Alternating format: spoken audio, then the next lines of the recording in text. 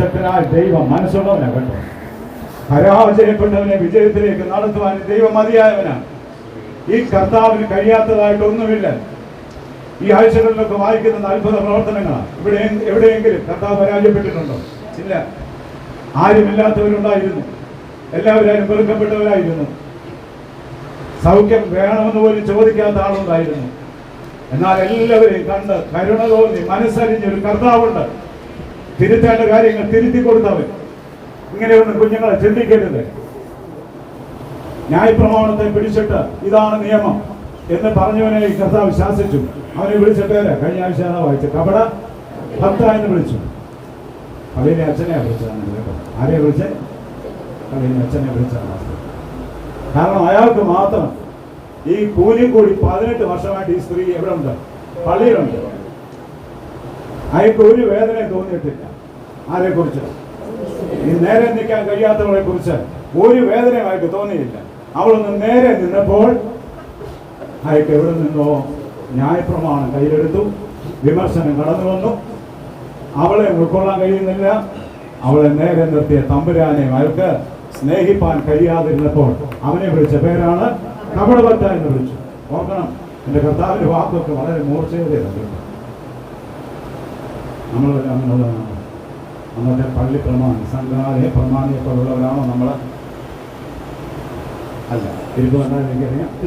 നമ്മളാരും ഞാൻ ഇന്നാളെ പള്ളി കണ്ടു നോക്കിയപ്പോൾ ഒരാളിനോട് ഒരു കാറിനോട് വന്നപ്പോൾ എൻ്റെ അടുത്ത് നിന്ന് ഒരാൾ പറഞ്ഞു, ഓ അതൊക്കെ ഇപ്പോഴത്തെ വരവ് കണ്ടില്ല, ഇതൊക്കെ ആരാണെന്ന് എനിക്ക് എല്ലാവർക്കും അറിയാം. ഇതിൻ്റെ വല്യപ്പൻ ഞങ്ങളുടെ പറമ്പിൽ പണി ചെയ്തുകൊണ്ടിരുന്ന ആളാണ്. അവൻ്റെ ഇപ്പോഴത്തെ വരവും പോക്കും കണ്ടില്ല എന്ന് പറഞ്ഞാൽ അവൻ്റെ പേര് സംഘാലയ പ്രമാണിയാണ്. അവൻ്റെ പേര് സംഘാലയ പ്രമാണി. നമുക്കങ്ങനെ തോന്നാറുണ്ടോ? ഇല്ല. അതുകൊണ്ടാണ് ഞാൻ നിങ്ങളെ തിരുവനന്തപുരം വിശുദ്ധരെന്ന് വിളിച്ചത്. നിങ്ങൾക്കങ്ങനെ തോന്നാത്തവരായിരുന്നു. നമുക്ക് അങ്ങോട്ട് ഉൾക്കൊള്ളാൻ കഴിയാത്ത എത്രയോ കാര്യങ്ങളുണ്ടല്ലേ? ഒത്തിരി കാര്യങ്ങളുണ്ടല്ലോ. ഞാൻ ഇന്നാളൊക്കെ പറഞ്ഞു, ഇനി പറയുന്നുണ്ട്. ഇന്നാളെ മാർക്ക് കിട്ടുമ്പോൾ വരെ നമുക്ക് തന്നെ നമുക്കൊരു ജിജ്ഞാസയുണ്ട്. എൻ്റെ കൊച്ചിനേക്കാൾ കുറേ കൂടെ നല്ല മാർക്ക് അപ്പുറത്ത് അല്ലെങ്കിൽ അവൻ്റെ കൂട്ടുകാരൻ അല്ലെങ്കിൽ അവളുടെ കൂട്ടുകാർക്ക് കിട്ടിയാൽ നമ്മൾ കർത്താവിൻ്റെ സ്തോത്രം, എൻ്റെ കർത്താവെ എൻ്റെ കൊച്ചിനേക്കാൾ അവിടെ സ്നേഹിതന് നീ നല്ല മാത്രമേ മാർക്ക് കൊടുത്തതിനാൽ ഞാൻ നിന്നെ നന്ദിയോടെ സ്തുതിക്കുന്നു എന്ന് തിരുവനന്തപുരത്ത് പ്രാർത്ഥിക്കുന്നെന്ന് എനിക്കറിയാം. ഞങ്ങളൊക്കെ അവിടെ ദേശത്ത് അത്രയും പ്രാർത്ഥനയൊന്നും ഇല്ല അല്ലേ?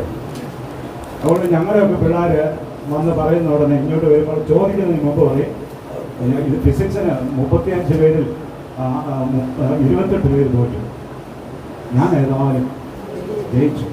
അപ്പോൾ കൊച്ചിന് സന്തോഷം.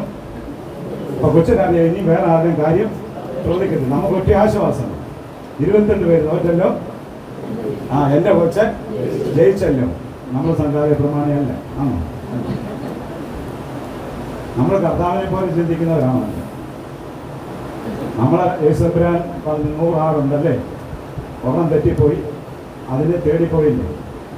അതാക്കാം. അതുകൊണ്ട് നമ്മൾ പാടിയത് യേശുവിനെ പോലെ ആകുവാൻ, യേശുവിനെ പോലെ ചിന്തിക്കുവാൻ അല്ലേ? അപ്പം ഞാൻ ഓർപ്പിച്ചത് എല്ലാവരും ആമുഖം കുറിച്ച് പറഞ്ഞേക്കാം. അപ്പം നമുക്ക് വിശ്വാസമുണ്ട്, പ്രാർത്ഥനയുണ്ട്, വേദപുസ്തകം നമുക്കുണ്ടല്ലോ. പണ്ട് ഒരു വീട്ടിൽ ഈ നടുഭാഗം മുന്തിയ വേദപുസ്തകം ഉള്ളായിരുന്നു. സങ്കീർത്തനം എന്നും വായിക്കുന്നതായതുകൊണ്ട് അത് ഗർഭിണികളുണ്ടായിരുന്നു. ആ പേജെല്ലാം തള്ളി നിൽക്കും. ഇപ്പോൾ ഏതായാലും വേദപുസ്തകം അടുക്കണം വീട്ടിൽ ഇഷ്ടം പോലെ ഉണ്ട് അല്ലേ? നമ്മൾ നിവൃത്തിയുണ്ടെങ്കിൽ അധികം തുറക്കാറില്ല, കാരണം ചെറു പിടിക്കല്ലോ. അപ്പോൾ വേദപുസ്തകം നമുക്കുണ്ട്, സുവിശേഷ ഘോഷണമുണ്ട്. എനിക്ക് തോന്നി തെക്കനേറിയായി ഏറ്റവും കൂടുതൽ ഉപവാസ യോഗം നടക്കുന്ന നമ്മുടെ പള്ളികളിലൊന്ന് തിരുവനന്തപുരം പള്ളിയാണ് കേട്ടോ. ഞാനിവിടെ ഇരുന്നത് അന്ന് ഉണ്ടായിരുന്നു. ഇപ്പോൾ അതിനേക്കാളുണ്ടെന്ന് എനിക്കറിയാം. എല്ലാം നമുക്ക് ഉണ്ട്. പിന്നെ എവിടെയാണ് ചൈതന്യം? എവിടെയാണ് എന്തൊക്കെയോ കുറവുകൾ? എവിടെയാണ് കുറവുകൾ ഒത്തിരി ഉണ്ട്. നിങ്ങൾ യോജിച്ചാലും കൊള്ളാം, യോജിച്ചില്ലെങ്കിലും കൊള്ളാം. വീഴ്ചകളും താഴ്ചകളും നമ്മുടെ ആരാധനയുടെ യഥാർത്ഥ സൗന്ദര്യം ഉള്ളിൽ കിട്ടാതെ നമ്മൾ കടന്നുപോകാൻ എപ്പോഴും ചൊല്ലുന്നവനും കേൾക്കുന്നവനും എല്ലാം ദിനവൃത്താന്ത പുസ്തകത്തിന് ഒരു ഭാഗം വായിക്കാം. 2 ദിനവൃത്താന്തം 12-ാം അധ്യായം 9 മുതൽ ഉള്ള വാക്യം.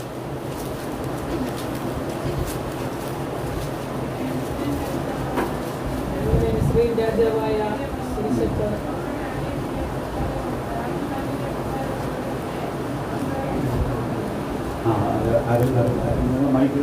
ഇങ്ങനെ മിസ്രയീം രാജാവായ ശീശക് യെരൂശലേമിന്റെ നേരെ വന്നു. യഹോവയുടെ ആലയത്തിലെ ഭണ്ഡാരവും രാജധാനിയിലെ ഭണ്ഡാരവും അപഹരിച്ച് ആ സകലമെടുത്ത് കൊണ്ടുപോയി. ശലോമോൻ ഉണ്ടാക്കിയ പൊൻപരിചകളും അവൻ എടുത്തുകൊണ്ടുപോയി. അവയ്ക്ക് പകരം രഹബെയാം രാജാവ് താമ്രം കൊണ്ട് പരിചകൾ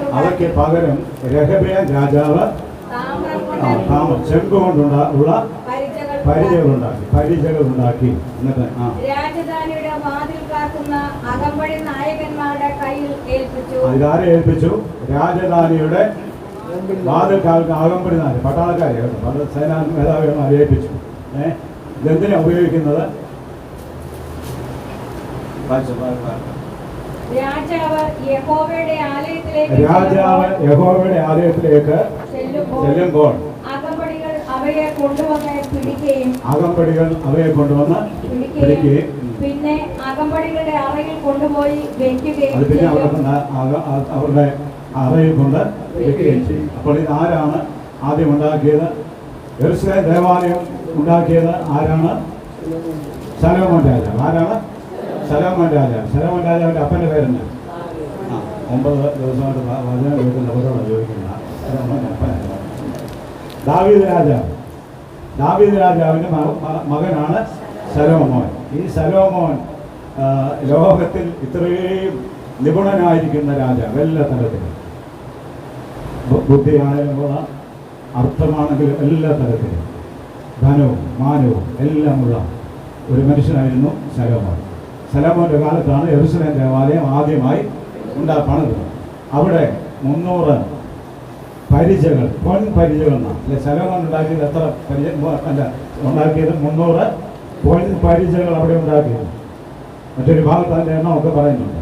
300 വലിയ പൊൻപരിച, ചെറിയ 200 പൊൻപരിച.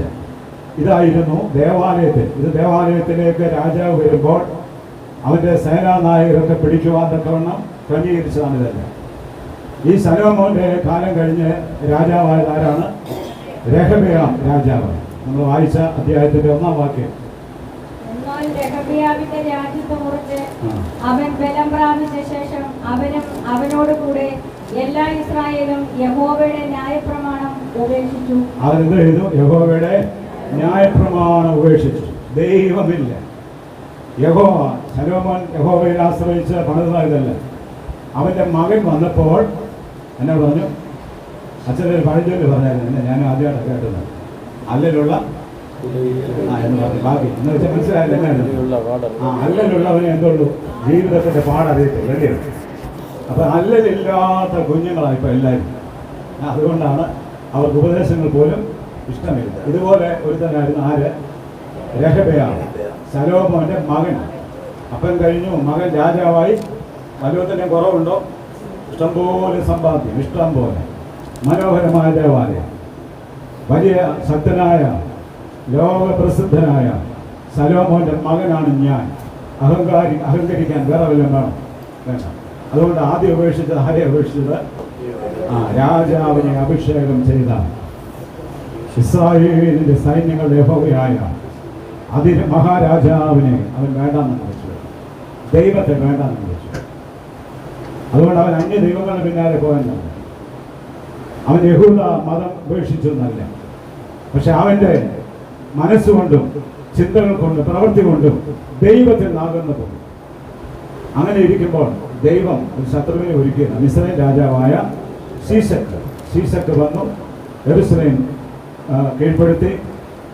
ദേവാലയത്തിന് ഈ പരിചകളെല്ലാം എങ്ങോട്ട് കൊണ്ടുപോയി? മിസ്രൈം നാട്ടിലേക്ക്. ശീശക്ക് ഇതെല്ലാം എടുത്തിട്ടുണ്ട്. അപ്പോൾ ദേവാലയത്തിൽ അതുവരെ ഉപയോഗിച്ച 10 മാറ്റുള്ള അതിമനോഹരമായ പരിചകളായിരുന്നു ദേവാലയത്തിൽ ഉപയോഗിച്ചുകൊണ്ടിരുന്നത്. അപ്പൊ ശീശക്ക് എന്തെടുത്തു? ശീശക്ക് അതെല്ലാം എടുത്തുകൊണ്ട് പോയപ്പോൾ മകൻ രഹബെയാം എന്ത് ചെയ്തു? അതിന് പകരം താമ്രം കൊണ്ടുള്ള പരിചകൾ അവർ ഉണ്ടാക്കി വെച്ചു. അപ്പൊ പരിച വേണ്ടാന്ന് വെച്ചില്ല അല്ലേ? പരിച വേണ്ടാന്ന് വെച്ചില്ല, നോമ്പ് വേണ്ടാന്ന് വെച്ചില്ല, ഉപവാസം വേണ്ടാന്ന് വെച്ചില്ല, പെരുന്നാളുകളൊന്നും വേണ്ടാന്ന് വെച്ചില്ല. ഇതെല്ലാം ഉണ്ട് അല്ലേ? അപ്പോൾ നെഹമ്യാവിനെ സംബന്ധിച്ചിടത്തോളം പരിച വേണം. പക്ഷെ അവൻ ഉണ്ടാക്കിയത് എന്തുകൊണ്ടാണ്? താമ്രം കൊണ്ട്. സമ്പത്ത് ഒത്തിരി ഉണ്ടായിരുന്നു. അപ്പോൾ നെഹമ്യാവ് ചിന്തിച്ചു, ഇത്രയും കാശ് കൊടുത്തല്ലേ ഈ പരിച ഉണ്ടാക്കി ദേവാലയത്തിൽ വെക്കുന്നത്, കാരണം ജലമില്ലല്ലോ, അതുകൊണ്ട് ദേവാലയത്തിന് ഇത്രയൊക്കെ മതി എന്ന് വിചാരിച്ച് പരിച ഇതൊക്കെ ഉണ്ടാക്കി വെച്ചു. ഒരു പരാജയമാണ്. കുറച്ച് കഴിഞ്ഞപ്പോൾ ആദ്യത്തെ ശോഭയുള്ളൂ ഏതിന്? ഈ താമ്രത്തിന്. മറ്റേതിൻ്റെ ശോഭ കെടുമായിരുന്നു ഇല്ല. നമ്മളിപ്പോൾ ഉപയോഗിക്കുന്ന സ്വർണം എത്ര ക്യാരറ്റാണ്? 24, 22 അല്ലേ? അതിൻ്റെ ശോഭയൊന്നും കിടത്തില്ല. പിന്നെ ആകെ കെട്ടിരിക്കുന്നതെന്നു വെച്ചാൽ ദേവത്തെ ചെറിയ അര പിടിച്ചോ. അത് എന്നാൽ താമ്രം അങ്ങനെയല്ല. നിങ്ങളിപ്പോൾ നിങ്ങളുടെ പള്ളി പുതുതായിട്ടൊക്കെ പണിതു, അവിടെ നിലവിളക്ക് അല്ലേ, കാഴ്ചവിളക്കൊക്കെ കൊണ്ടുവച്ചിട്ടുണ്ട്. അത് പള്ളി പുതാശ ചെയ്യുമ്പോഴത്തെ തിളക്കിൽ പോകും ഇല്ല, അത് തിളക്കം കുറഞ്ഞല്ലേ. അത് ഓടും ചെമ്പും ഒക്കെ അങ്ങനെ അതിൻ്റെ എല്ലാം തിളക്കം എന്തോ കുറഞ്ഞ് പോകും.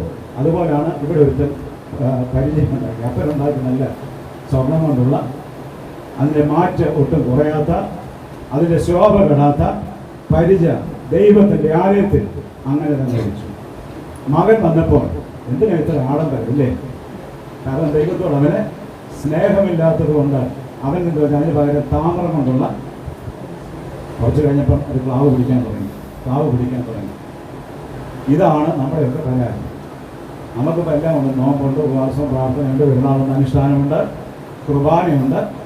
എല്ലാറ്റേലും ക്ലാവ് പിടിച്ചെന്നിരിക്കുന്നത്. എന്താ പിടിച്ചു? എവിടെ വെക്കും? മങ്ങലേക്കുക. ഉപവാസ യോഗത്തിന് ഇനി ഇരുത്തിപ്പാട്ടത്തിന് വിളിക്കേണ്ട വികാരിയോട് പറഞ്ഞിട്ടുണ്ട്. ഞാൻ പറഞ്ഞത് എന്നാന്ന് ചോദിച്ചാൽ ആമുഖമായി ഓർപ്പിച്ചത് നമ്മുടെ ചൈതന്യമൊക്കെ എവിടെയോ കുറഞ്ഞു പോവുകയാണ്, കെട്ടുപോവുകയാണ്. ചടങ്ങിനെല്ലാം നമ്മൾ നടത്തുകയാണ്. എന്നാൽ നമ്മുടെ ലോകത്തോടുള്ളതായ നമ്മുടെ ആഡംബരവും ലോകത്തോടുള്ള ആശ്രയവും ഭ്രമവും നമ്മിൽ വർദ്ധിച്ചു വരികയാണ് അല്ലേ? ഇതിനൊക്കെ ഒരു പരിഹാരം വരാനായിട്ട് എന്തെല്ലാം കാര്യങ്ങൾ ദൈവം തന്നായിരുന്നു. എന്നാൽ പൂർവാധികം വർദ്ധിതമായി വരികയാണ്. നമ്മുടെ ലോകത്തോടുള്ളതായ ആസക്തി വർദ്ധിച്ചു വരികയാണ്. അവരുടെ നോമ്പ് അതിൽ നിന്നൊക്കെ ഒരു മോചനം പ്രാപിപ്പാൻ നോമ്പ് ആഹ്വാനം ചെയ്യുകയാണ്. ഇനി ഞാൻ സമാപനമായി ചില ചിന്തകൾ പറയാം.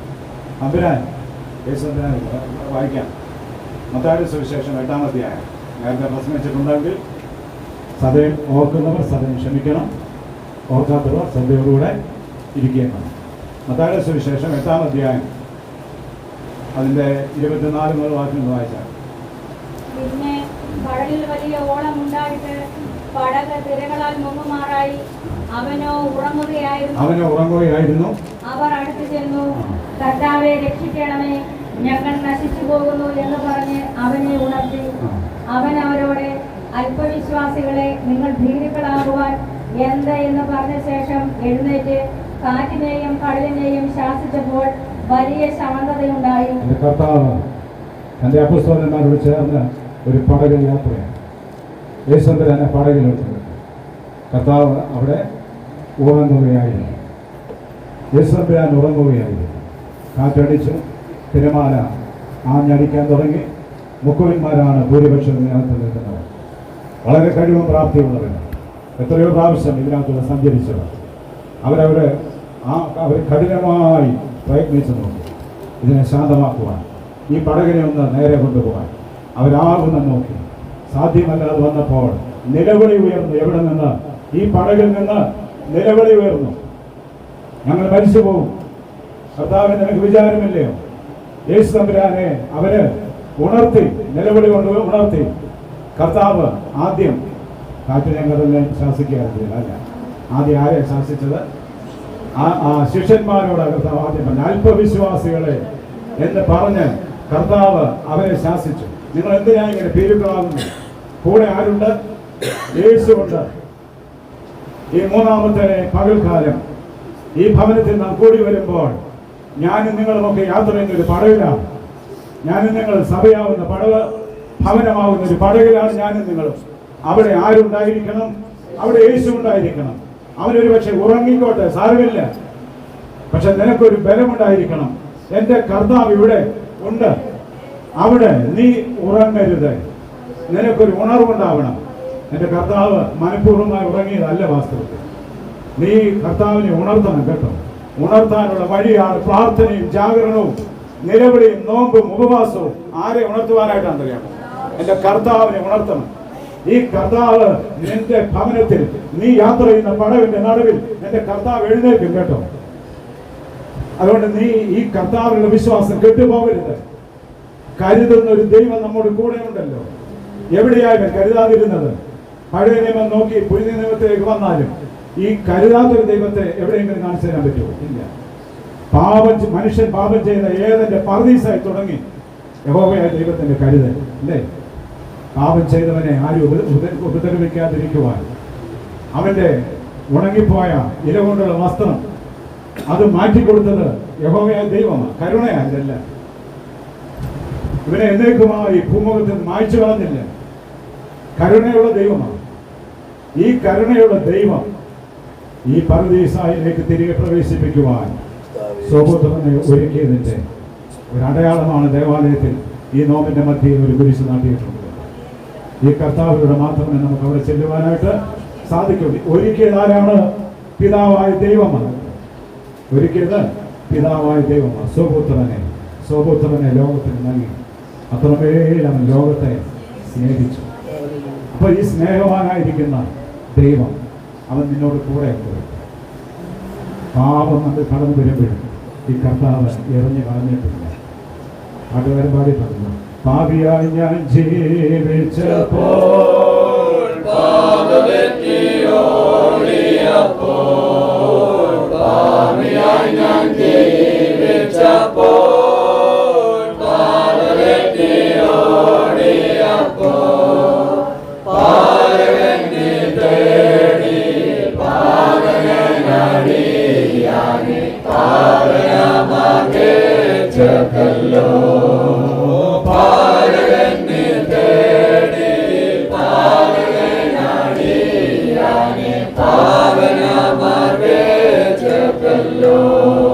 നിലനിർത്തുന്ന തമ്പുരാന്റെ കൃപയെ നന്ദിക്കണം. യോഗ്യത കൊണ്ടല്ല ദൈവമേ, നിന്റെ കൃപയാണ്, നിന്റെ സ്നേഹമാണ്. ഈ പാപിയായ എന്നെ നീ ഇന്ന് തേടി വന്നുകൊണ്ടിരിക്കുകയാണ്. ഈ തേടി വരുന്ന ദൈവത്തിന്റെ സ്നേഹമാണ് വേദപുസ്തകം. എന്നെ നിന്നെ തേടി വരുന്നൊരു കർത്താവ്. ഇത്രത്തോളം നമ്മെക്കുറിച്ച് കരുതലുള്ളൊരു ദൈവം. എന്റെ കർത്താവിന്റെ കരുതലിനെ കുറിച്ചൊക്കെ വേദപുസ്തകത്തിൽ പറഞ്ഞു. നിന്റെ തലയിലെ ഒരു മുടിനാല് പോലും അവൻ അറിയാതെ പോകത്തില്ല. ഇന്ന് വന്നിരിക്കുന്ന പെണ്ണുമാണ് കണ്ടുപിടിക്കുക. ഇന്ന് രാവിലെ എത്ര മുടി പോയി എന്നെ വല്ല അറിയാം. വോട്ട് തെളിയുമ്പോൾ നമ്മൾ അറിയും ഒത്തിരി പോയില്ല. ഒത്തിരിനാളിൽ എന്തോ സമൃദ്ധമായിരിക്കല്ലേ. എന്നാൽ ഇതിൻ്റെ എണ്ണം അറിയാവുന്ന ഒരാൾ തമ്പുരാൻ. ഇത്രത്തോളം നമ്മെ അടുത്തറിയാവുന്ന ഒരു ദൈവമുണ്ടല്ലോ. ഈ കർത്താവ് പടകിലുണ്ട്. ഈ പടകിൽ കർത്താവുണ്ട്. പ്രയാസങ്ങൾ കാറ്റൊക്കെ അടിക്കും കേട്ടോ. എനിക്ക് തോന്നി അടുത്ത കാലത്ത് കാറ്റങ്ങ് കൂടുതൽ അടിക്കും. 2018 അടിച്ചു തുടങ്ങിയത്. പണ്ട് നമുക്കൊരു വലിയ ചിരകാല സ്മരണ പോലെ ഒത്തിരി ആളുകൾ പറഞ്ഞു കേട്ടിട്ടേ ഉള്ളൂ. പണ്ടത്തെ 90 ഈ പഴയകാലത്തെ വെള്ളപ്പൊക്കം. അത് കഴിഞ്ഞ് നമ്മളെല്ലാം അതിനേക്കാൾ വലിയ വെള്ളപ്പൊക്കം കണ്ടു എന്നാണ് 2018. 2019 നമ്മളതെല്ലാം അങ്ങ് മറന്നുപോയി അല്ലേ? നോവയുടെ കാലത്തെ വെള്ളപ്പൊക്കം പോലെ നമ്മൾ 18 വെള്ളപ്പൊക്കം ഇങ്ങനെ ഓർക്കുന്നു. അന്ന് പണ്ട് അത് കഴിഞ്ഞ് 19 മരിച്ചു. കാറ്റായതല്ല, തിരമാലയതെല്ലാം കേട്ടോ. 20 വന്നപ്പോൾ എന്ത് വന്നു? കൊറോണ വന്നു. 20 ഇങ്ങനെ കൂട്ടായ്മ ഒന്നും നടന്നിട്ടില്ലായിരുന്നു അല്ലേ? 20 വന്ന കൊറോണ. ഒരു മനുഷ്യൻ പോലും, ശാസ്ത്ര ലോകം പോലും ചിന്തിച്ചില്ല ഇങ്ങനെ ഒരു വ്യാധി. വലിയ എല്ലാ നിലയിലും മുന്നേറിയ അമേരിക്ക വരെ അറിഞ്ഞു. അമേരിക്കക്കാർക്ക് അതിനെ പിടിച്ചു നിർത്താൻ പറ്റില്ല. ഇന്ത്യക്കാർ കുറെ തള്ളിയതല്ലാതെ നമ്മൾ തള്ളുവീരന്മാരാണ്. ഒന്നും ഇല്ലാത്തവർക്ക് ഒന്നും അറിയാം, തള്ളാനറിയാം. നമ്മൾ ഒത്തിരി തള്ളി. പക്ഷേ കൊറോണ വന്നു, എല്ലാവരും വിലച്ചു അല്ലേ? എല്ലാവരും എന്തൊരു ഭക്തിയായിരുന്നു അല്ലേ? ആരും പുറത്ത് കാണത്തില്ലായിരുന്നു. എന്നാലും ഞാൻ പറയും, ഇത്രയും വിനയപ്പെട്ടൊരു കാലം. സൗന്ദര്യം കാത്തു സൂക്ഷിക്കണമെന്ന് ആർക്കെങ്കിലും നിർബന്ധമുണ്ടായിരുന്നു? ഇല്ല, പുറത്തിറങ്ങത്തില്ലായിരുന്നു. കോസ്മെറ്റിക് കച്ചവടമൊക്കെ ഒട്ടുമില്ലായിരുന്നു. കാര്യം പുറത്തിറങ്ങുന്നില്ല. ഇനി മോന്തയുടെ എവിടെ കാണിക്കാൻ, മൂക്കും കണ്ണും എവിടെ കാണാനാകും. ഇങ്ങനെയൊക്കെ ഒരു കാലം ഉണ്ടായിരുന്നു. ചുരിദാർ ഇട്ടുകൊണ്ട് പോയി കല്യാണം കഴിച്ച പെണ്ണിനെ വരെ നമ്മൾ കണ്ടു അല്ലേ? കല്യാണത്തിന് പോവാം ചുരിദാർ ഇട്ടുകൊണ്ട് പോയി 2 ലക്ഷത്തിൻ്റെ പടപട മിന്നുന്ന മന്ത്രോടി കൊണ്ടെന്ന് അതൊന്നും ആവശ്യമൊന്നും ഇല്ലായിരുന്നു. വിഭവസമൃദ്ധമായ ഒരു ഭക്ഷണവും അവിടെ ഇല്ലായിരുന്നു. ഇപ്പോൾ തോന്നുന്നത് ദൈവമേ എത്രയോ നല്ലതായിരുന്നു അങ്ങനത്തെ കല്യാണം. നമ്മൾ അതും അതിവേഗം നമ്മൾ മറന്നുപോയി. ഇപ്പോൾ നമ്മൾ വേറൊരു കാറ്റായി പഠിച്ചുകൊണ്ടിരിക്കുക അല്ലേ? കാറ്റടിച്ചുകൊണ്ടിരിക്കുക. കാരണം നമുക്കത് കാറ്റായിട്ട് തോന്നുന്നതിൻ്റെ കാരണം ഒത്തിരി പേര് ഗൾഫിൻ്റെ പ്രദേശത്തുള്ളതുകൊണ്ടാണ്. ഇറാനിൽ കാറ്റടിച്ചാൽ അത്ര വലിയ പ്രശ്നമൊന്നും നമുക്കില്ല. ഗൾഫിൻ്റെ പ്രദേശത്ത് നമ്മുടെ ഒത്തിരി പ്രിയപ്പെട്ടവരുള്ളത് കൊണ്ട് നമ്മളെല്ലാം പ്രാർത്ഥിക്കുന്നു. ഇപ്പോൾ ഇതിന് തൊട്ട് മുമ്പ് ഇപ്പോഴും നടന്നുകൊണ്ടിരിക്കുക. എവിടെയാണ് യുദ്ധം? റഷ്യയിലും യുക്രൈനും. 3 വർഷമായി നമ്മൾ എന്തായാലും പ്രാർത്ഥിച്ചിട്ടുണ്ടോ? കർത്താവെ യുക്രൈന് സമാധാനം കൊടുക്കണം. അവിടെ 5-6 പിള്ളേർ പഠിക്കുന്നുണ്ട്, അവരെല്ലാം തിരിച്ച് വന്നായിരുന്നു. ഇപ്പം നമുക്ക് വിഷയമല്ല. പിന്നെ നമുക്ക് വിഷയം വരുന്നത് എവിടെയാണ്? ഈ ചങ്കിൽ വന്ന് പോകുമ്പോൾ നമുക്ക് തന്നെ വരും. പ്രാർത്ഥനാ വിഷയമുണ്ട് അല്ലേ? ആരവമുണ്ട്, പ്രാർത്ഥനയ്ക്ക് ആരവമുണ്ട്, ഒരു കണ്ണുനീരുണ്ട്. അപ്പം ഞാൻ പറഞ്ഞ എന്തെന്ന് ചോദിച്ചാൽ കാറ്റടിച്ചുകൊണ്ടിരിക്കും. കർത്താവ് കൂടെ ഉണ്ടായിരുന്നു. കർത്താവ് യാത്ര ചെയ്യുന്ന പട ഉലഞ്ഞിരിക്കും. ഇപ്പം യേശുദാൻ കൂടെ ഉണ്ടെങ്കിൽ എന്തുണ്ടാവും? ഉലച്ചിൽ ഉണ്ടാവും. കർത്താവ് കൂടെ ഉണ്ടെങ്കിൽ കർത്താവ് കൂടെ ഉള്ളപ്പോഴും ഉലയും ഇത്. പക്ഷെ അതിനെ ശാന്തമാക്കുവാൻ ശക്തനായ ഒരു ദൈവം നമുക്കുണ്ട് കേട്ടോ. അവൻ എഴുന്നേറ്റു. ആ കൈ ഒന്ന് നീട്ടിക്കാണും കേട്ടോ. ആ കരവലയത്തിന്റെ ഉള്ളിൽ ശാന്തമാകാത്ത ഒരു വിഷയമില്ല കേട്ടോ. കാരണം എല്ലാറ്റിനെയും സൃഷ്ടിച്ചവൻ, എല്ലാറ്റിനെയും സന്നദ്ധമാക്കിയവൻ അവനാ. അവന്റെ വാക്കിന്റെ മുന്നിൽ കരയും കടലും കാറ്റും എല്ലാം ശാന്തമാകുന്നത് കണ്ടപ്പോൾ എല്ലാവരും അത്ഭുതപ്പെട്ടു. ദൈവമേ, എന്തൊരു മഹാത്ഭുതമായത്! അതിന്റെ തൊട്ട് മുന്നും പിന്നെയും ഒക്കെ ഒത്തിരി അത്ഭുതങ്ങൾ കർത്താവ് നിറവേറ്റി. രോഗികൾക്ക് സൗഖ്യം കൊടുത്തിട്ടുണ്ട്, തൊട്ടും തൊടാതെയും ഒക്കെ. എന്നാൽ ഇപ്പോൾ മനസ്സിലായി, ഈ കടലിനെ, ഈ കാറ്റിനെ, പ്രകൃതിയെ ശാന്തമാക്കുവാൻ മതിയായ ഒരു ദൈവമുണ്ട്. പഴയ നിയമത്തിൽ മോശയിലൂടെ നമ്മെ പഠിപ്പിച്ചു തന്നു. ചെങ്കടലിൽ ഉണങ്ങിയ നിലമൊരുക്കുവാൻ ഈ കർത്താവ് മതിയായവനല്ലേ? ഈ ദൈവം എഴുന്നേറ്റു. ഇന്നത്തെ ചിന്ത അതാകുന്നു. എനിക്ക് നിങ്ങൾക്ക് വേണ്ടി എഴുന്നേൽക്കുന്ന ഒരു ദൈവം ഉണ്ട്. എഴുന്നേൽക്കുന്ന ഒരു ദൈവമുണ്ട്. വലിയ ഭക്ഷണമുണ്ടോ? ഭക്ഷണമുണ്ടല്ലേ? ഇച്ചിരി നിങ്ങൾക്ക് പോയാലും കേട്ടോ, സന്തോഷമായിട്ടിരിക്കണം. അപ്പോൾ ഇവിടെ കർത്താവിന്റെ വചനം നമ്മെ ഒത്തിരി പഠിപ്പിച്ചു. ആരുണ്ട് നമ്മുടെ കൂടെ? ദൈവം നമ്മോട് കൂടെയുണ്ട്. നമ്മൾ അവനോട് കൂടെ ഉണ്ടോ എന്ന പ്രശ്നമാണ് നമുക്കുള്ളത്. നമ്മൾ അവനോട് കൂടെ ആണോ എന്നുള്ളതാണ് നമ്മുടെ വിഷയം. പക്ഷെ കർത്താവ് നമ്മോട് കൂടെയുണ്ട്. അവനെല്ലാവരോടും കൂടെയുണ്ട്. പക്ഷെ നമ്മൾ അവനോട് കൂടെ ആവണം. വാഗ്ദത്തങ്ങളിൽ വിശ്വസ്തനായിരിക്കുന്ന യേശുവിന്റെ അതിദാരുണമായ ക്രൂശ് മരണത്തിൽ തൊട്ടടുത്ത് 2 പേര് കിടപ്പുണ്ട് അല്ലേ? ആരായിരുന്നു? കള്ളന്മാർ, കവർച്ചക്കാർ, കൊലപാതകർ, ദുഷ്പ്രവർത്തിക്കാർ, മ്ലേച്ഛമായിട്ട് പ്രവർത്തിച്ചവർ. ഒരിക്കൽ പോലും യേശുവേ ഞങ്ങളോട് കരുണയായിരിക്കണമെന്ന് പ്രാർത്ഥിക്കാത്തവരാണിവിടെ. ആ 2 കർത്താവിന്റെ സമീപം കിടക്കുകയാണ്. അവരുടെ അടുത്ത് ആരുണ്ട്? യേശുവുണ്ട്. തിരിച്ചറിഞ്ഞ് ഒരുത്തൻ തിരിച്ചറിഞ്ഞ് ഈ കിടക്കുന്നത് ആരാണ്? യേശുവാണ്. ഈ കിടക്കുന്നവൻ രാജാവാണെന്നൊക്കെ തിരിച്ചറിഞ്ഞു. അതുകൊണ്ട് അവൻ പ്രാർത്ഥിച്ചു. എന്താ പ്രാർത്ഥിച്ചത്? നീ രാജ്യത്വം പ്രാപിക്കുമ്പോൾ എന്നെയും ഓർക്കണമേ എന്ന് അവൻ പ്രാർത്ഥിച്ചു. യേശു അവരുടെ അരികിലുണ്ട്. കർത്താവ് ഈ ഗമ്മാരെടുത്താണ് എന്നെ കൊണ്ടിട്ടിരിക്കുന്നത്. കർത്താവ് ചിന്തിച്ചില്ല. ഈ പാപികളുടെ മധ്യത്തിൽ കർത്താവ് നിൽക്കുകയാണ്. എല്ലാവർക്കും രക്ഷയുടെ വാതിൽ തുറന്നവനാണ്. അതുകൊണ്ടാണ് അവൻ പറഞ്ഞത്, ഞാൻ വാതിലാണെന്ന്. അതുകൊണ്ടാണ് പറഞ്ഞല്ലേ, എല്ലാവർക്കും തുറക്കപ്പെട്ട വാതിലാണ്. എന്നാൽ ഒരുത്തൻ തൻ്റെ മനോഭാവം കൊണ്ടും അനുതാപം കൊണ്ടും വിശ്വാസം കൊണ്ടും അവൻ പർദീസായി കർത്താവിനോട് പ്രവേശിച്ചു. ഏദൻ തോട്ടത്തിൽ അന്ന് ഇറക്കിയത്. അവിടെ ആദ്യം പ്രവേശിച്ചത് ആരാണ്? ഈ കള്ളനാണ്.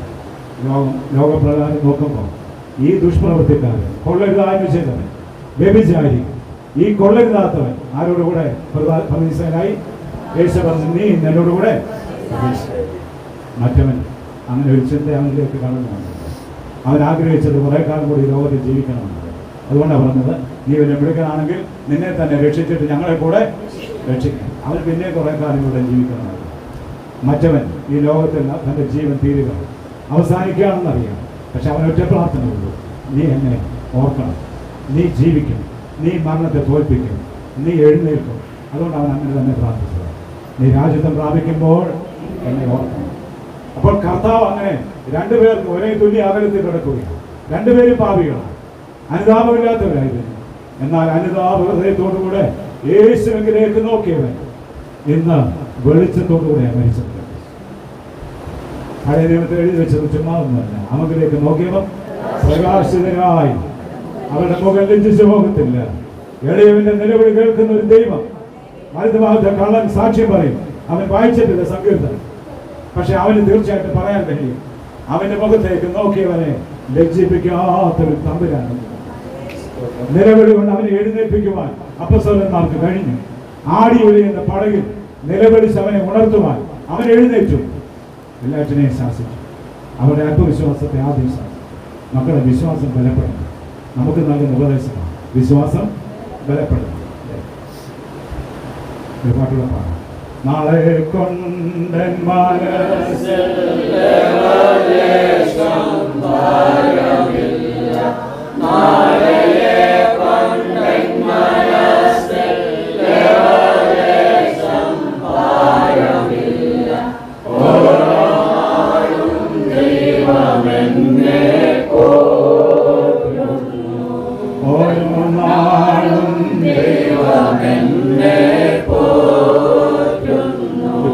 പാടുമ്പോൾ ഞാൻ പെട്ടെന്ന് പറയാറുണ്ട്, ചുമ്മാ പാടിയത്.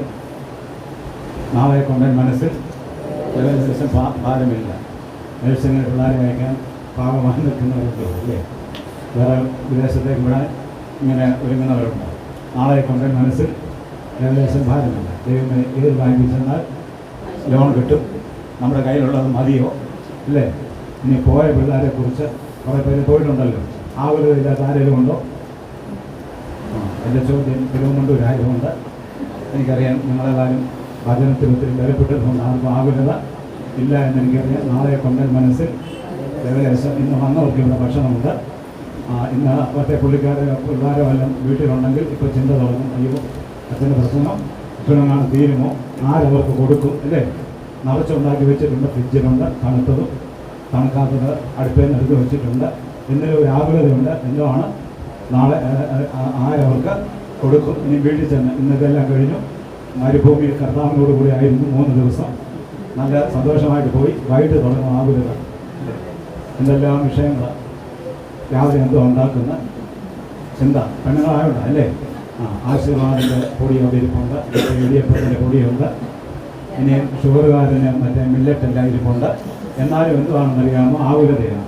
നാളെ കൊണ്ട് എന്നിട്ട് നമ്മളെന്നെ പറയും, നാളെ കൊണ്ട് മനസ്സിൽ ഏകദേശം ഭാരമാണ്. ഭക്തരായ ഒരുപാട് പാടായിരുന്നു അവർക്ക് ഭാരമില്ല. കാരണം എൻ്റെ ദൈവം ഓരോ നാളും നമ്മുടെ ആകുലതയും ചിന്തകളുമൊക്കെ അന്നത്തേക്ക് മതി, അന്നത്തേക്ക് മതി.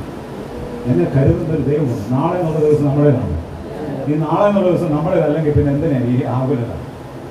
നാളെ എന്നുള്ള ദിവസം നമ്മുടേത് അല്ല.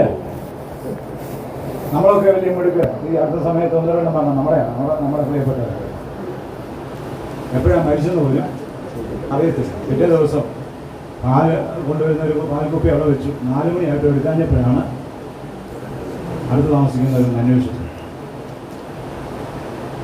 മരിച്ചത് എപ്പോഴാണെന്ന് ഒരു പിടിയില്ല. നമ്മൾ ഒത്തിരി അഡ്വാൻസ്ഡായി കേട്ടോ. പിള്ളേരെല്ലാവരും വീട്ടിലാരുമില്ല, ഭാര്യയോ ഭർത്താവോ അവർ മരിച്ചു, മക്കളെല്ലാം മതി. അപ്പോൾ ഒത്തിരി ക്യാമറ വെച്ചിട്ടുണ്ട്. ഇപ്പം നമ്മൾ അഡ്വാൻസ്ഡ് ആയതുകൊണ്ട് ക്യാമറ വെച്ചിട്ടുണ്ട്. ഇതിനെ പിള്ളേർക്ക് അവിടെ ഇരുന്ന് കാണും. പിള്ളേർ അഡ്വാൻസ്ഡ് കൺട്രി ആയതുകൊണ്ട് അവരുടെ കണക്ഷൻ പോകത്തില്ല. ഇവിടുത്തെ കണക്ഷൻ ഒരു കുഴപ്പമുണ്ട്. മഴ പെയ്താൽ ഈ കുന്തങ്ങനെ കറങ്ങി നിൽക്കത്തില്ല. അപ്പം ഞാൻ ഒന്നും കാണത്തില്ല. വെക്കണം കേട്ടോ, ഇല്ലാത്ത വീട്ടിൽ വെക്കണേ. കാരണം നമ്മൾ പിള്ളേരറിയണം നേരത്തോട് നേരം കഴിഞ്ഞാലുണ്ടല്ലോ ഇത് മന്ദി നിർത്തുന്നു അല്ലേ? പണം കൊണ്ടൊന്നും പറഞ്ഞു നിർത്താൻ പറ്റത്തില്ല. അപ്പോൾ ഞാനിതൊക്കെ പറഞ്ഞതല്ല, എൻ്റെ കളിയാക്കാൻ വേണ്ടി പറഞ്ഞതല്ല, യാഥാർത്ഥ്യമാണ്. നമ്മളൊന്നും അല്ല, വെറും നിസ്സാരം. അതുകൊണ്ട് നിലവിളി തീരരുത് ഒരിക്കലും. നിലവിളിക്കണം. കർത്താവ് ഉണരണം, കർത്താവിനെ ഉണർത്തണം. ഈ പടകിൽ അവൻ എഴുന്നേൽക്കണം. കാറ്റേതുമാവട്ടെ, അത് വെള്ളപ്പൊക്കമാവട്ടെ, യുദ്ധമാവട്ടെ, മഹാമാരിയ വ്യാധിയാവട്ടെ, ഏതുമാവട്ടെ, അതിൻ്റെ മേൽ നിന്നെ സ്വസ്ഥമാക്കുവാൻ മതിയായവൻ, ശക്തനായവൻ എഴുന്നേൽക്കും. എന്റെ കർത്താവേ, നീ തള്ളിക്കളയരുത്. ദൈവമേ, ബലമില്ല, ഞാൻ എന്ത് ചെയ്യും, എനിക്ക് പ്രാപ്തിയില്ല. അവനോടൊന്ന് പറഞ്ഞാൽ മതി. നിന്നെ പ്രാപ്തനാക്കുവാൻ മതിയായവൻ നിന്റെ അരികിലേക്ക് വരും. ശക്തനാക്കുന്നവൻ മുഖാന്തരം ഞാൻ സകലത്തിനും മതിയായവനാണെന്ന് പൗലോസ്ലീഹ വെറുതെ സാക്ഷിച്ചതല്ല. ഒത്തിരിയേറെ പ്രതികൂലങ്ങൾ അഭിമുഖീകരിച്ച മനുഷ്യന്, പക്ഷെ അവൻ പറഞ്ഞു, എന്നെ ശക്തനാക്കുന്ന ഒരു ദൈവം എന്നോട് കൂടെയുണ്ട്. അതുകൊണ്ട് അവന് വിലാപമില്ല, അവന് സങ്കടമില്ല, നിരാശയില്ല. സന്തോഷത്തിന്റെ ലേഖനം എഴുതി എവിടെ കിടന്ന അറിയാമോ? ഫിലിപ്പിയിലെ കാരാഗ്രഹത്തിൽ കിടന്ന കേട്ടോ. ഫിലിപ്പിയിലെ കാരാഗ്രഹത്തിൽ ആമത്തിൽ കാലുകൾ പൂട്ടിയിരിക്കുമ്പോൾ അവിടെ കിടന്ന് അവൻ പാടിയതാ, സന്തോഷിപ്പീൻ, ഇടപെടാതെ സന്തോഷിപ്പീൻ, എല്ലാറ്റിനും ദൈവത്തിന് സ്തോത്രം ചെയ്യണം. ഇത് പറയുവാൻ കഴിയണമെങ്കിൽ ശക്തനാക്കുന്നവൻ, സകലത്തിനും മതിയായവൻ, അവൻ മുഖാന്തരം ഞാൻ സകലത്തിനും മതിയായവൻ. ബലപ്പെടുത്തുന്ന ഒരു ദൈവം ഇറങ്ങി വരികയാണ്. കാരാഗ്രഹത്തിൽ അവർ ബലപ്പെടുകയാണ്. നിരാശയില്ല, പിളവെറുപ്പില്ല. എന്ത് ശാന്തമായിട്ടാണ് എൻ്റെ കർത്താവ് ക്രൂശിൽ കിടന്നത് അല്ലേ? എവിടെ നിന്നാണ് ബലം കിട്ടിയത്? പ്രാർത്ഥനയാണ് അല്ലേ? പ്രാർത്ഥിച്ചവന് കിട്ടിയ ഒരു ബലമാണ്. അപ്പോൾ ഒന്നാമത് ഞാൻ ഓർപ്പിച്ചു, എന്താണ്? പടകൻ അല്ലേ? എഴുന്നേറ്റ കർത്താവ്, നമുക്ക് വേണ്ടി എഴുന്നേൽക്കുന്ന ഒരു ദൈവമുണ്ടെന്നുള്ള ചിന്ത. പടക് ആടിയുലയുന്ന പടകിനെ ശാന്തമാക്കുവാൻ എൻ്റെ കർത്താവ് എഴുന്നേറ്റു. രണ്ടാമത് നമ്മൾ വീണ്ടും വായിക്കുന്നുണ്ട് എഴുന്നേറ്റ കർത്താവിനെ കുറിച്ച്. യോഹന്നാന്റെ സുവിശേഷം 13-ാം അധ്യായം അതിൻ്റെ 12 മുതൽ ഉള്ള വാക്യങ്ങൾ. യോഹന്നാൻ 13-ാം അധ്യായം 4-ാമത്തെ വാക്യവും 12 മുതൽ വാക്യങ്ങൾ വായിച്ചാൽ. യോഹന്നാൻ അത്താഴത്തിൽ നിന്ന് കർത്താവ് എഴുന്നേറ്റു.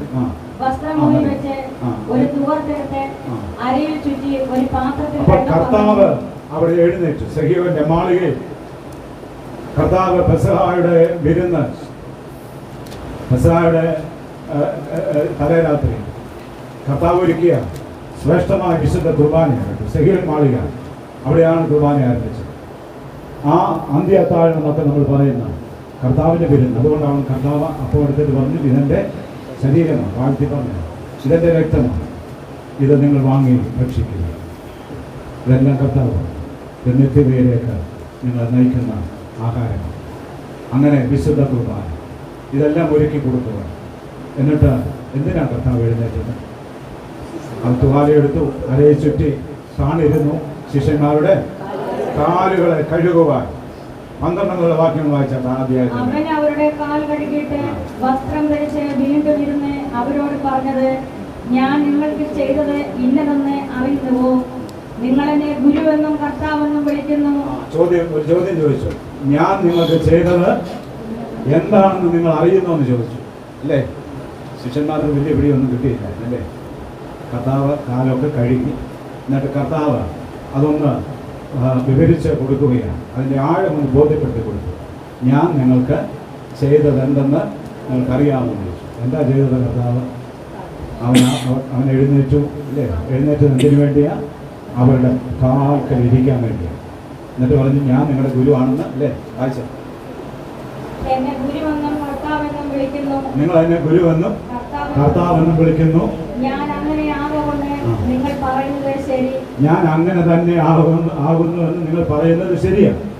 നിങ്ങളുടെ ഗുരുവാണ്, നിങ്ങൾ കർത്താവെന്നെ വിളിക്കുന്നു, ഞാൻ അങ്ങനെ തന്നെയാണ്. എന്നിട്ട് കർത്താവും ഗുരുവുമായ ഞാൻ നിങ്ങളുടെ കാൽ കഴുകിയെങ്കിൽ നിങ്ങളും തമ്മിൽ കാൽ കഴുകേണ്ടതാകുന്നു അല്ലേ? ഓർക്കണം, ഒരു കുർബാനയൊക്കെ നൽകുന്ന ഓർമ്മപ്പെടുത്തലേ കേട്ടോ, ഒരു ആരാധന നൽകുന്ന ഓർമ്മപ്പെടുത്തലേ ഇതൊക്കെ.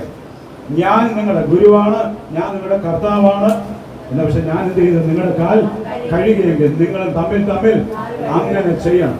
കാൽ കഴുകിയ ശുശ്രൂഷ ശ്രേഷ്ഠമാണ്. പിന്നെ ശുശ്രൂഷയുടെ അർത്ഥവും അതിൻ്റെ മഹത്വവും ചോദ്യം ചെയ്യുവാൻ ഇടയാക്കിയത് കൊണ്ടാണ് ഇപ്പോൾ ആർക്കും അതിനോട് വലിയ താല്പര്യം ഇല്ലാത്തത്. എനിക്കും വലിയ താല്പര്യം അതിനോട് തോന്നാറില്ല. കാരണം ചെയ്യുന്നവനും കാല് നീട്ടി കൊടുക്കുന്നവനും എന്തോ ഇല്ല, വിലയും. തിരുമേനിമാർക്ക് മാത്രമല്ല, ആർക്കും കാല് കഴിയാം കേട്ടോ. ആർക്കും വീട്ടിലെ അപ്പനും പിള്ളേരുടെ കാല് കഴിയാം, അമ്മയ്ക്ക് കാല് കഴിയാം, അല്ലേ? ആർക്ക് വേണമെങ്കിലും കാല് കഴിയാം, എന്ത് വേണമെങ്കിലും ചെയ്യാം. കർത്താവ് ഉദ്ദേശം ഒന്നേ ഉള്ളൂ, വലിയവനായിരിക്കുന്നവൻ ചെറിയവനാവണം. ഈ കർത്താവ് ഗുരുവെന്ന് നിങ്ങൾ പറയുന്ന ഞാൻ നിങ്ങളുടെ കാൽക്കലിരുന്ന് കാലുകൾ കഴുകി, അല്ലേ? നല്ല കൂടിയ അഡിദാസിൻ്റെ ബൂട്ട് വന്നിട്ട ബാക്കികളല്ലല്ലോ, വെണ്ടി കയറിയ കാലൊക്കെയാണ്. പത്രോസിൻ്റെ ഒക്കെ കാലം അത്ര നല്ല മനോഹരമായ കാലൊന്നുമല്ല. ഈ കാലം ആര് കഴുകി? പത്രോസിന് സഹിക്കാൻ കഴിയാഞ്ഞിട്ട് അയ്യോ കാലം എന്നെ കഴുകെന്ന് പറഞ്ഞു. അവരൊക്കെ ഉള്ളം അങ്ങ് തകർന്നു. ഈ വലിയവൻ, ഇവരുടെ വലുതായവൻ ചെറിയവനായ ശുശ്രൂഷയാണ് ഈ കാലുകളിൽ ശുശ്രൂഷ. വലിയവൻ എപ്പോഴും വലിയവനാണെന്നുള്ള ബോധ്യത്തോടു കൂടെ ഒരു ചടങ്ങിന് കാൽക്കലിരുന്ന് കാല് കഴിയാൻ കാലുകളിൽ ശുശ്രൂഷ അർത്ഥം കിട്ടത്തില്ല. സെക്യൂർ മാളികയിലെ നടന്ന ശുശ്രൂഷ ആവത്തില്ല. അപ്പോൾ കാലുകളിൽ നിന്ന് കർത്താവ് എന്തിനാണ് പഠിപ്പിച്ചത്? നിങ്ങളും അങ്ങനെ തന്നെ ചെയ്യുകയും വിനയമുള്ളവരാവണം നിങ്ങൾ. നമ്മെ എല്ലാവരെയും കാല് കഴുകുക എന്നുള്ളത് അതിൻ്റെ അക്ഷരീയ അർത്ഥത്തിലല്ല കണ്ടു. ഞാൻ വലിയവനാണെന്ന് പറഞ്ഞ് ആരുടെ മുന്നിൽ ഭാവിക്കരുത്. ശുശ്രൂഷകനാണ് ക്രിസ്തു അങ്ങനെ പഠിപ്പിച്ചത്. ഓർക്കണം, ആരാ? ദൈവമായവനാണ് ഇങ്ങനെ ഏറ്റവും താഴ്ന്നു കൊടുക്കുന്നത്, ഏറ്റവും വിലപ്പെട്ടു കൊടുക്കുന്നത്. അതുകൊണ്ടാണ് ഞാൻ ഓർപ്പിച്ചത്, നമ്മളൊക്കെ ഇങ്ങനെ നമ്മുടെ കയ്യിൽ പരിചയമുണ്ട്. ഏത് പരിചയമാണ് കയ്യിലുള്ളത്? താമ്രം കൊണ്ടാക്കിയ പരിചയമാകട്ടെ. അതിങ്ങനെ കാവ് പിടിച്ച് മങ്ങിയിരിക്കുക, അതിൻ്റെ തിളക്കം അങ്ങോട്ട് കിട്ടുന്നത് പത്തര മാറ്റുള്ളതായിരുന്നു. പക്ഷെ ഇപ്പം നമ്മുടെ കയ്യിൽ എന്നെ ഉണ്ട്, ഈ മങ്ങിയ പരിചയമുള്ളൂ നമ്മുടെ കയ്യിൽ. അതിൻ്റെ ഒത്തിരി കുറവുകളാണ് നമ്മളൊക്കെ ഇന്ന് കാണുകയും കേൾക്കുകയും ചെയ്യുന്നത്. അല്ലാതെ ഒരുക്കി തന്നതായ കൂദാശയൊന്നും അത് ശ്രേഷ്ഠമാകാത്തത് കൊണ്ടല്ല, ആരാധന ശ്രേഷ്ഠമല്ലാത്തത് കൊണ്ടല്ല.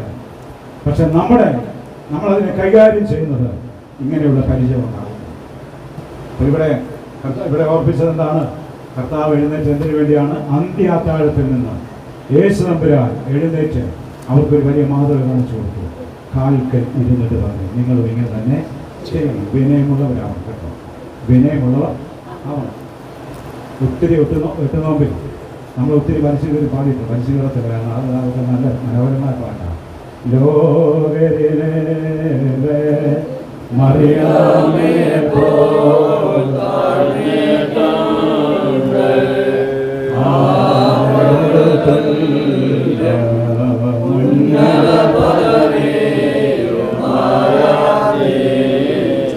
എല്ലായിടങ്ങളിലും വാക്കുകൊണ്ടും മനോഭാവം കൊണ്ടും വിനയപ്പെട്ട ഒരു അമ്മ. അത് നമ്മളൊന്ന് പാടും. ഇതുപോലെ വിനയപ്പെട്ട ആരുണ്ട് അല്ലേ? ഈ വിനയപ്പെട്ട് നമ്മളെന്തിനാണ് പാടുന്നത്? കർത്താവേ, ഇതുപോലെ വിനയപ്പെടാനുള്ള കൃപ ഞങ്ങൾക്ക് തരണം. ഇന്ന് നമുക്ക് എവിടെയൊക്കെയോ കൈമോശം വന്നു പോയി. ഈ വിനയം, ഈ അംഗീകാരം, ഈ താഴ്ച, ഈ സ്നേഹം, ഇതെല്ലാം നമുക്ക് നഷ്ടപ്പെട്ടു പോയി. ഇതെല്ലാം നമുക്ക് എവിടെയോ നഷ്ടപ്പെട്ടു പോവുകയാണ്. ഞാൻ വാക്കുകളെ ചുരുക്കാം. കർത്താവ് എഴുന്നേറ്റ അനേക സന്ദർഭങ്ങളുണ്ട്. അപ്പസ്തോല പ്രവൃത്തിയിൽ നമ്മൾ കാണുന്നുണ്ട്. യേശു തമ്പുരാൻ എഴുന്നേറ്റ് നിൽക്കുന്നത് കണ്ട ഒരു വിശുദ്ധ, നല്ല ഏറ്റു നിൽക്കുന്നത്